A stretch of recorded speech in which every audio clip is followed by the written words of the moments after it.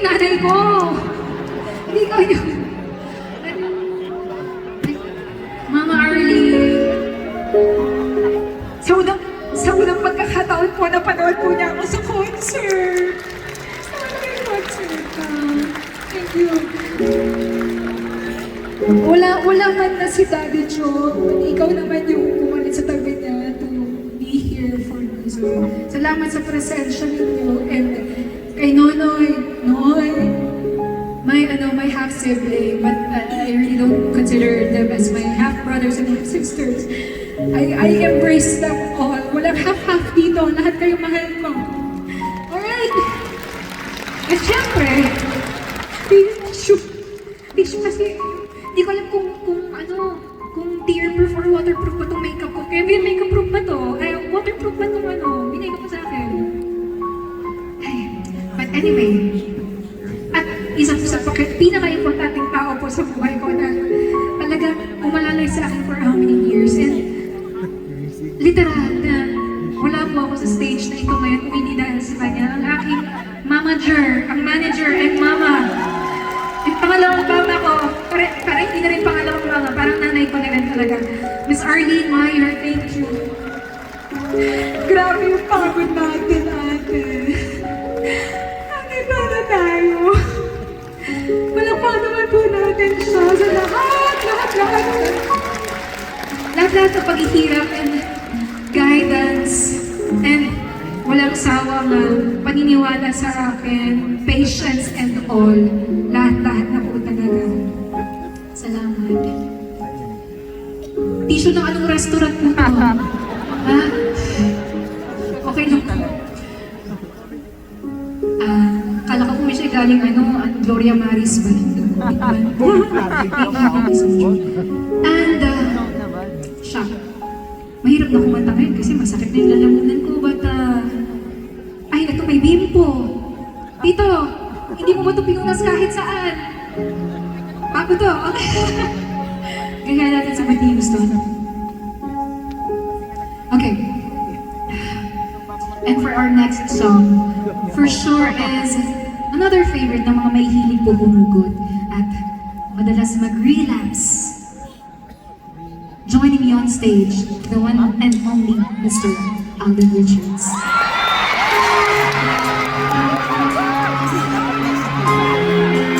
Hello, magandang gabi.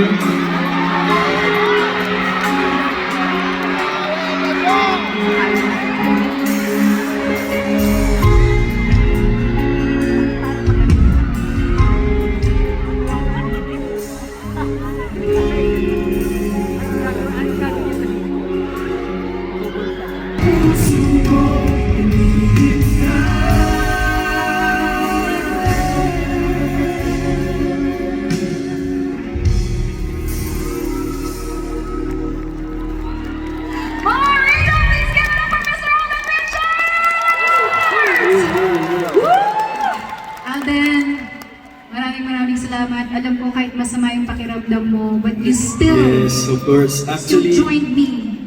Actually po kasi, I've known Jones po for the longest time since nagkasama kami sa SOP Party Pilipinas. Yes, Party Pilipinas. And if there's one thing that I'm proud to know Jonah about, bukod po sa napakahusay niyang singer, napakabuti po kasing tao nito. Daman? Ikaw din naman? Bye. Kung di niyo po alam kasi si Jones po, mahilig yan ano yan? Magligtas ng mga stray animals, stray cats, stray dogs. Tapos lahat yun, dinadampot ni Jones, tapos binabahay niya sa... Nakita ko kasi yung interview mo with Miss Karen and that means a lot. I mean, ako po, I'd really like to believe that kung ano po yung pinapakita natin sa mga animals sa paligid natin, that basically represents who we are as a person. So, yun nga, despite of medyo feeling under the weather tayo, kasi syempre, sabi ko, paninindigan ko yung promise ko kay Jonah. Inunahan mo naman yung bagyong papasok, Alden. Alin yung bagyo? Oo, papasok pa lang yata bukas po ng gabi, no?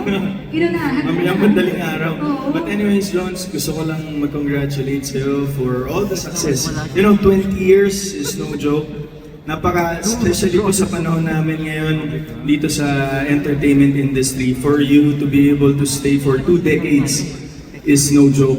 And living testament si Jonalyn because of having a good heart, very talented, hindi nagbabagong i-reinvent ang kanyang sarili para mas maging pleasing and of course masarap pakinggan ang kanyang boses, because I think that's one of the things that we artists should have. Never stop learning, never stop growing, and of course strive for what is best para syempre po hindi kami pagsawaan. And sa lahat po nung nandito ngayong gabi, maraming salamat po for supporting Jonalyn for in her singing career, because I think we should all thank Jonalyn for her gift of voice in the Philippine entertainment industry, because if not for her, hindi nabibigyang kulay ang mga awitin, hindi nabibigyang kulay ang mga theme song ng mga teleserye natin, and of course hindi nabibigyang entertainment ang mga taong pumupunta sa mga concert venues just to showcase and see her voice talent. So maraming salamat po and again, Jones. Salamat. Grabe yung preparation ng essay mo, ha? Salamat. Kasi talagang espesyal. Espesyal yung mga sinabi mo. Salamat from the bottom of my heart. And then, thank you. Alam niyo po, isa din pong napakabait na artista. Not just an artist, but as a person. Kasi even noon, maliliit pa lang po yung mga venues ng concert ko. Pag tinatawagan ko po siya, and then, pwede mo ba ako supportahan? Pwede ko ba mag-guest sa concert ko? He always says yes. Unless talagang may nag-conflict na schedule. So, ang pinaka nakakatawa, dito po sa Moa Arena, siya mismo ang nagpresenta. Don't guess mo ko dyan, ha? Of course, Alden. So, Alden, I just want to congratulate you also kasi I heard you are celebrating your 15th anniversary this December. Very, very soon. So, congratulations din sa'yo. And once again, Alden, thank you. And all of us wish you the best in your career, in your personal life. And many of you do not know, Alden and I are good friends. Hindi man po kami showy sa social media kasi hindi naman lahat ng bagay Hindi naman lahat kailangan pinopost. i-post. At saka gusto ko lang pong sabihin sa inyo, sikreto ko lang po talaga to. Bago pa po mag-Aldab, mag-Kathden, meron ng Jonah din. Pero ako lang po yung nakakaalam mo. Hindi ko po alam. Okay lang ba, Alden? Oo naman. Ako lang. Walang president, wala. Ako lang mag-isa. Jonah din. So, Alden, thank you so much.